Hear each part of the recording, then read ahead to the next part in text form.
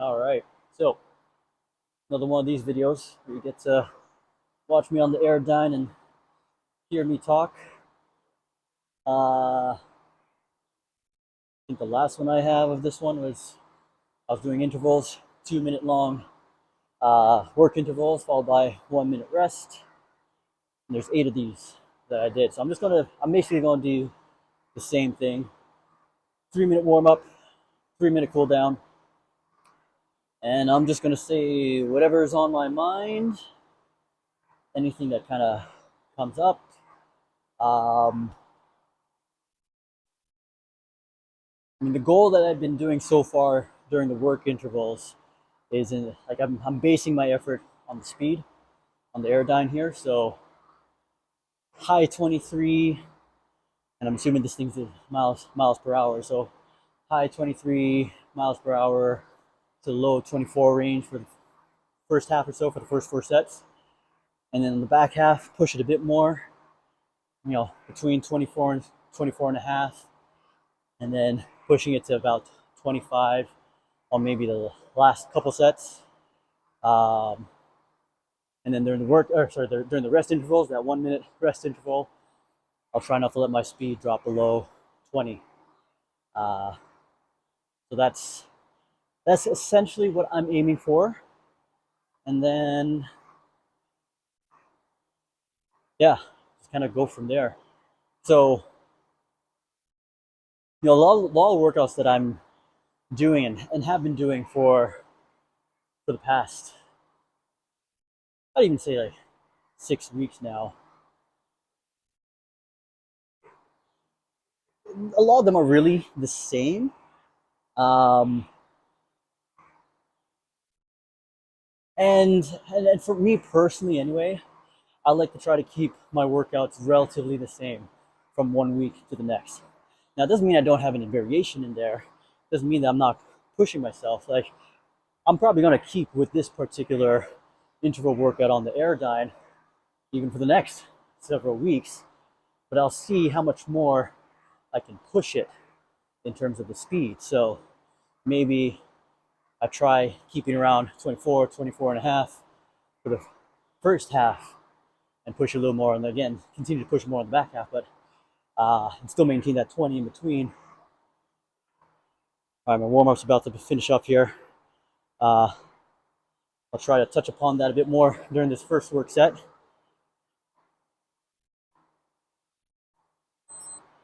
All right.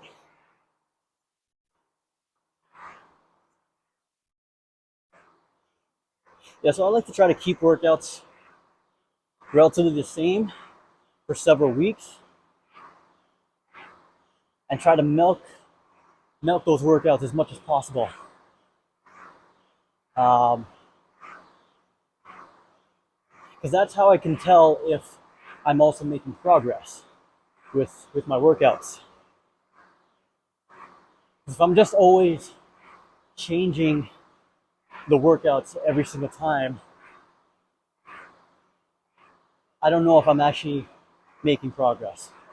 Right? Obviously, by doing things like the pull pad on a somewhat regular basis or some other fit test measurements on a basis, that's another way for me to gauge progress. But there can be days where you do something like that. Like I run a pull pad, just seeing that I'm only doing the pull pad maybe once a month right now.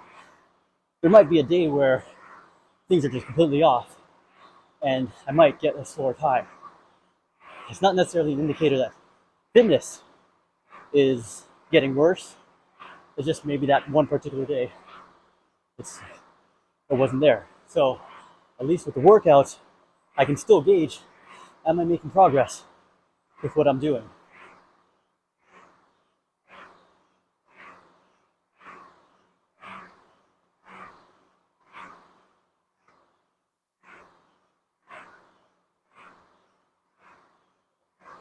So that's whether I'm doing my conditioning workouts, my cardio workouts, or my strength workouts. I'm keeping things relatively the same. All right. 2 minutes done. I'm on my 1 minute set. I'm going to try to keep my speed just above 20 during the 1 minute set. So in terms of my strength workouts right now, I'm really only doing 4 exercises. I'm doing deadlifts on the trap bar. I'll qualify that one. I'm doing deadlifts on a trap bar. I'm using the high handles. I'm doing push-ups. It was walking lunges initially, now it's alternating reverse lunges, and I'm doing pull-ups. And initially, I was supersetting those. So first superset would be the deadlift and then the push-ups. And I was doing actually 5 sets of those. And then I'd do a superset of the reverse lunges and the pull-ups. And what I was trying to do is kind of push each aspect of those exercises.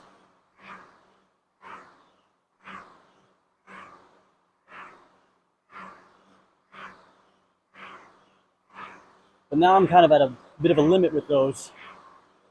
Like if I'm going to be trying to push all of them and I'm doing it as a superset, I'm actually not going to get really good quality in the training. So I'm not supersetting those anymore. I'm just doing straight sets now for those exercises.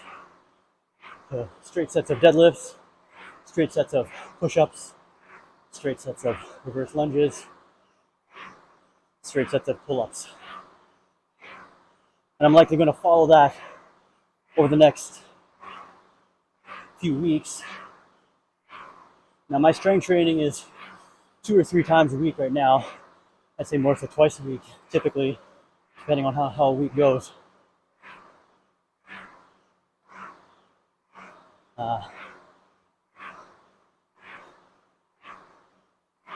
But I have been thinking if I got the time, I might make strength training 4 days a week and just split the 2 exercises into each one. So, day 1 and day 3 would be trap bar, deadlifts, and push-ups. And then day 2 and day 4 for strength training would be reverse lunges and pull-ups.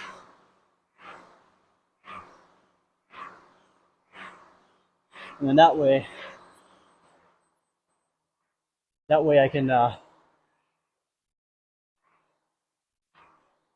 I try to almost maximize how much I can push each one. It also then makes my strength training workouts just a little bit shorter. But right now it's not bad. Doing them all as straight sets. If I include a warm-up into the mix, I'd probably be taking about 45 minutes total for the workout. So if I just, instead of doing 4 exercises in one workout, and I just focus on 2, then I can at least cut down workout time by about half, essentially, and maybe fit in a bit more conditioning, at least lower intensity conditioning, into the mix. Anyway, that's kind of like what's going through my mind right now. But all right, set number 3 here. But for the most part, just in general with my training, there's not a lot of variation in terms of the workouts itself. Where the variation comes from, just how much I'm pushing things. So with strength training, my goal is to, before increasing weight, do more reps with the same weight and go from there. So I got to keep in mind how well is my body going to be recovering from the workouts. And that's ultimately what's most important. It's not so much the workouts themselves, it's that recovery in between.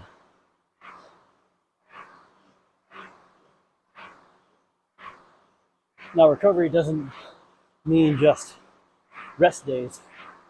So if I just try to think off the top of my head, my training over the last few weeks, I've been training 3 or 4 days a week, maybe some days 5. So there are recovery days. But it's those days where there are workouts back to back.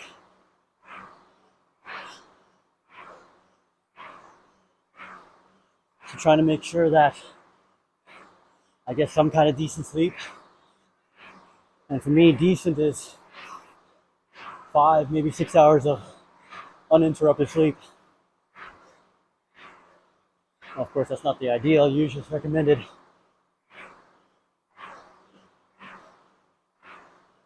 Usually it's recommended to try to get 8 hours of sleep. But when you got kids and you got little kids, under the ages of 3, I got 2 under the age of 3. Well, one's 3.5, one's almost 2.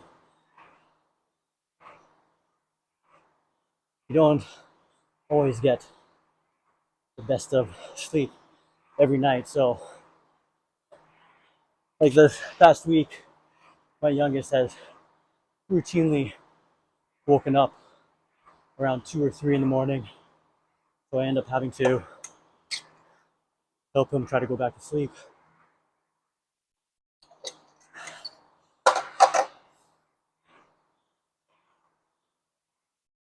And then the other night, I ended up having both of my youngest kids sleeping in my bed because that was the only way they were going to fall back to sleep.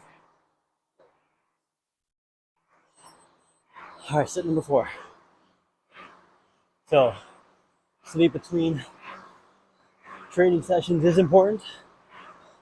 If you can get 8 to 9 hours, maybe 7 on the low end, make sure it's quality sleep, uninterrupted. Aim for that. For me personally, 5, 6 hours. If I can get that uninterrupted, great. And I'll try to get a nap in there somewhere if I can.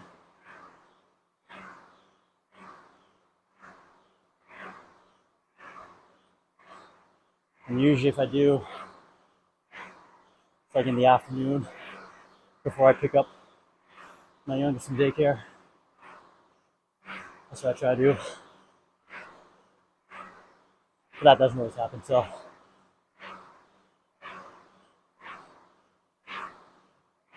But sleep is a big factor in recovery between workouts. Hydration is another one, making sure you stay as hydrated as possible. I know there are formulas out there, none is coming up to mind right now, but there are formulas out there that give recommendations of how much water to drink per day. These are some things you can Google, so you have the opportunity to Google that. But for the most part, stay hydrated.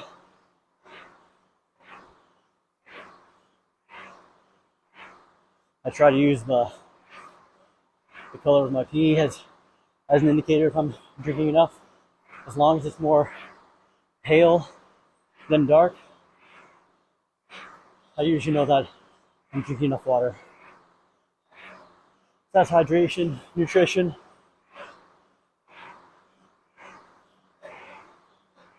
What it really comes down to with nutrition is eat as many whole foods as possible, eat as many fruits and vegetables as possible, and aim to get some kind of minimum for your protein each day. For me, my focus is more so the protein than anything.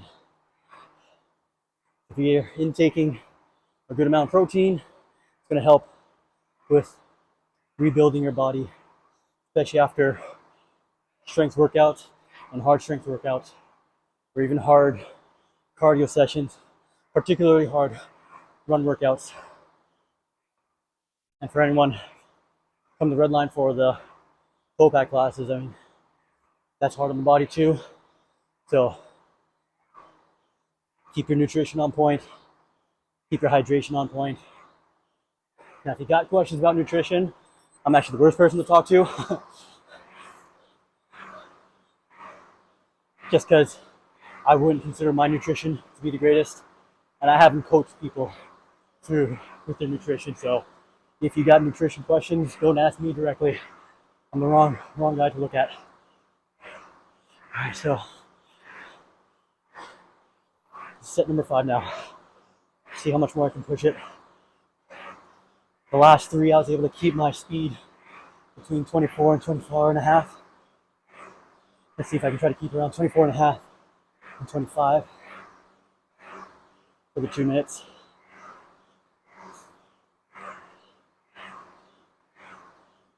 My rest or recovery speed has actually been closer to 21 or above 21. That one's actually been staying up there. I am looking for this one right now. You can hear it in my voice. I gotta take those gasps of air in between.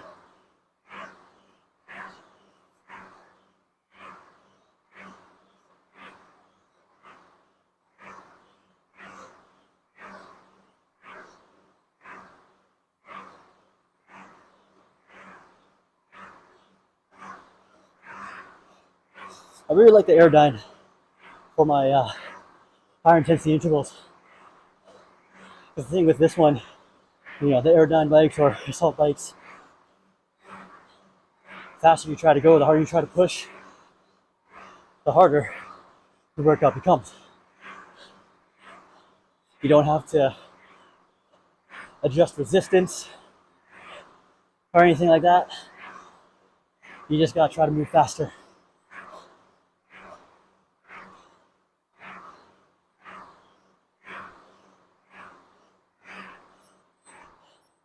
So a lot of my higher intensity training in the last month and a half has come on the Airdyne. I have done some run workouts, but actually not at the track. Been here in the gym, either doing some pull-pat laps or some shuttle runs.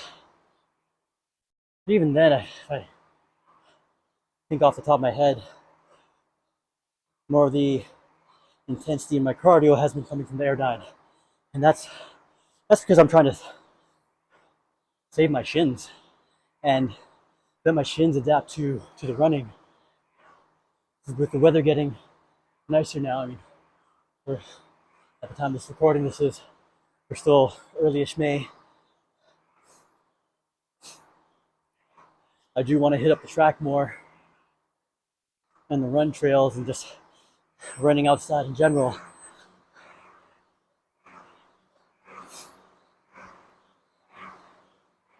I want to be able to do that more regularly, so I've been cautious with the intensity I've been putting with actual running, because when I was doing some of those pull-pat laps and even some shuttle runs,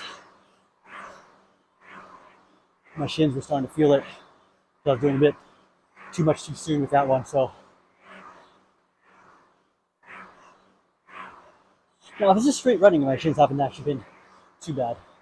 Just the hard impact from landing those mat jumps, coming off the stairs. I mean, I'm pretty aggressive when I run my pull-pat lap, so I got a lot of force going through my legs, particularly my right leg. That's the one I tend to land on. But the other day, I think 2 days ago, I hit up the track, did some intervals there. I actually started off with some shuttle runs, specifically beep test shuttle runs. Did a couple sets at level 13 and level 13 only. So I didn't build up to that point, I just started right there and used it as a way to part of the workout.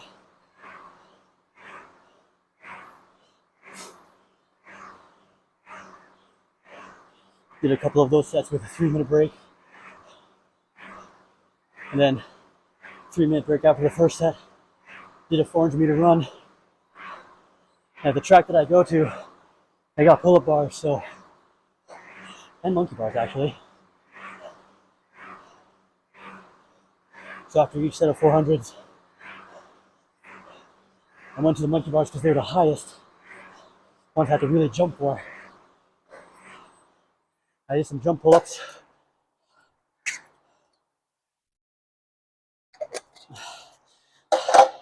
what I do is a 400-meter run, and then immediately 3 jump pull-ups. I swear that bar is about 8 feet high. 3 jump pull-ups, 6 push-ups, and then I'd rest 3 minutes before doing that all over again. That was good. In a way, I'm trying to simulate some strength aspect immediately after the run.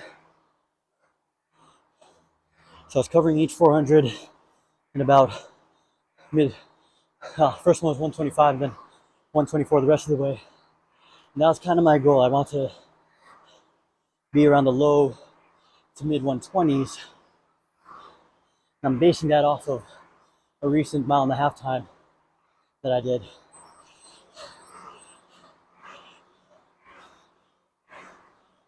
So sometimes what I do for my 400-meter workout, the times that I'm running, again, I base it off of my timed 1.5 miles.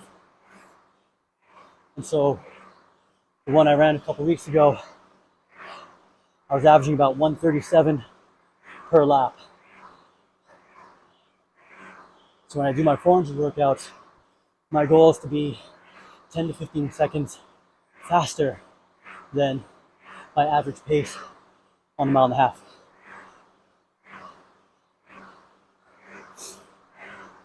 And lo and behold, I was around 12 to 13 faster. So I was happy with that. It was getting harder. That 4th set, I was feeling it. I had to work harder for the runs. I most definitely had to work harder for those jump pull-ups. Push-ups was okay, but those jump pull-ups, I had to work for those. Okay, gotta be a little bit more focused here. This is set number 7. I don't want my speed to drop below 25. It has a few times during this set. I want to try to keep it above 25.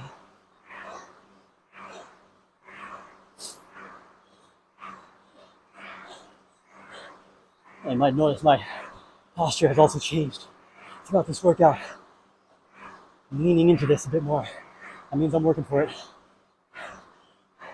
Earlier I was a bit more upright, but as fatigue is setting in, I'm adjusting my posture. At the same time though, I don't want to just be doing whatever it takes. I still want to try to be strong through my torso, through my core.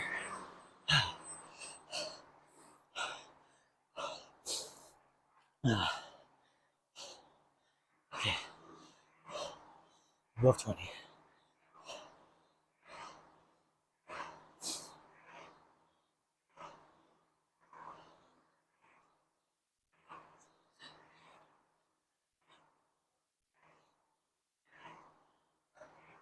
Right now my heart rate is between 180 and 190.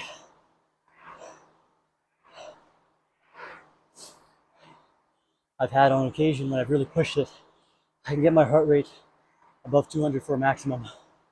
So I can actually work at a fairly high heart rate when I'm in what I consider, I guess, peak condition, or maybe near peak condition. I can have my heart rate at least 185, 190 when I'm pushing things. I'm actually thinking back to when I was doing the grind regularly about, I guess, 4 years ago now.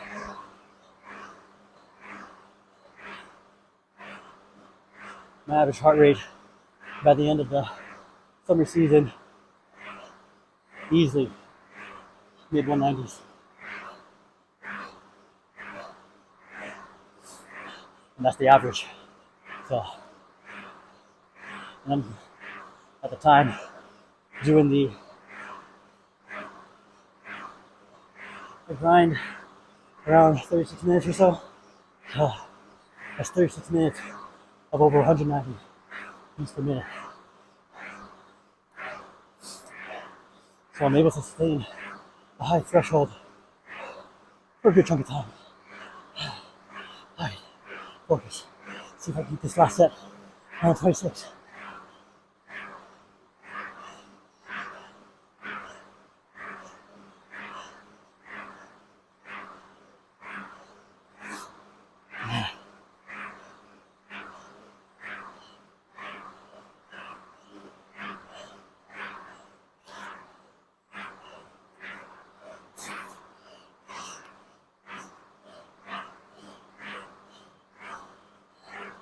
Got another 30 seconds of pain.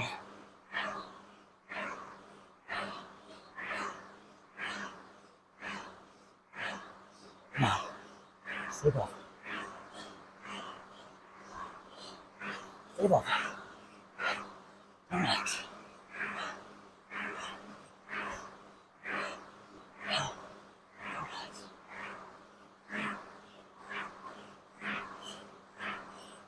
Oh, 1 minute recovery here. I'll still try to keep above a minute or above 20, and then 3 minutes of easy. Now, I'm not sure if you were hearing me for the last 30, 40 seconds there. Just talking to myself, reminding myself to stay strong, hold it together, stay focused.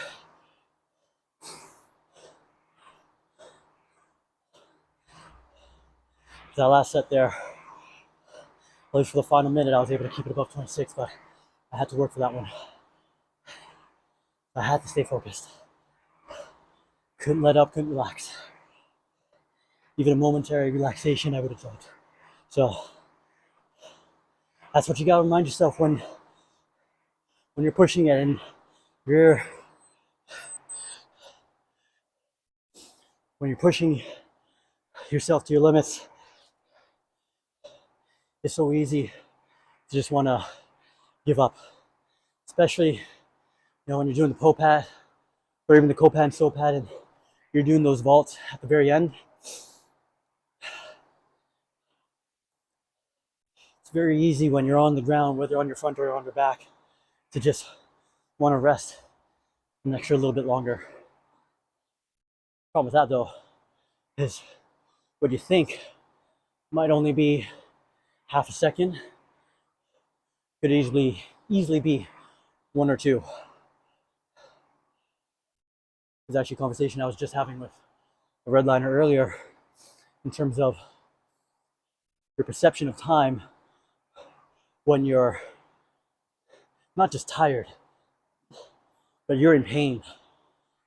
Things hurt, you feel your muscles aching, you feel the burning sensation through your body. Our perception of time is completely skewed.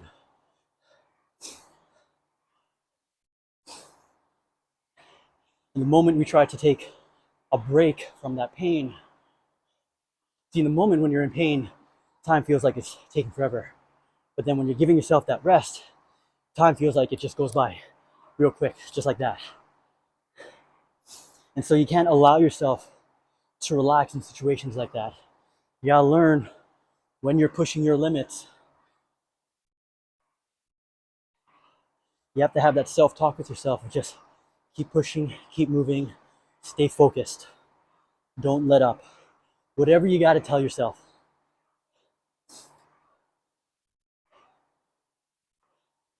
Because there was one time I was testing someone and she just finished the course. She finished her 6 laps on the POPAT course and she took a breather before the machine.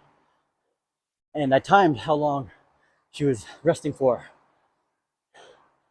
To her, she perceived 10 seconds had gone by. When the reality was, it was almost 3 times that. It was actually 27 seconds had gone by before she started the pull. And actually a more recent example is someone who took about 10 seconds before she started the pull during her POPAT test. Now she passed, she got 405. But if maybe she only took 2 seconds to catch a breather, easily under 4 minutes at that point. So just know that at any point you take that breather, time is going by much faster than you think it is. All right, that's the workout. 30 minutes total, so a 3-minute warm up, 3-minute cool down. I did 8 sets. 8 sets of 2-minute work, followed by a minute of, it wasn't rest. We'll call it recovery, but I was still kind of trying to keep a good tempo going. I was actually quite pleased with today's workout. I even managed to squeeze in a 5K run before this in the morning, so I got a good amount of conditioning work in today, and tomorrow I'll be back at some strength training. But if you enjoyed this video, let me know in the comments below any questions that you have about training, or why it is that I'm the way that I'm approaching my training for this road to 240. Just let me know in the comments, and you can also email me directly at marc, M-A-R-C, at rlconditioning.ca. But until next time, take care, y'all.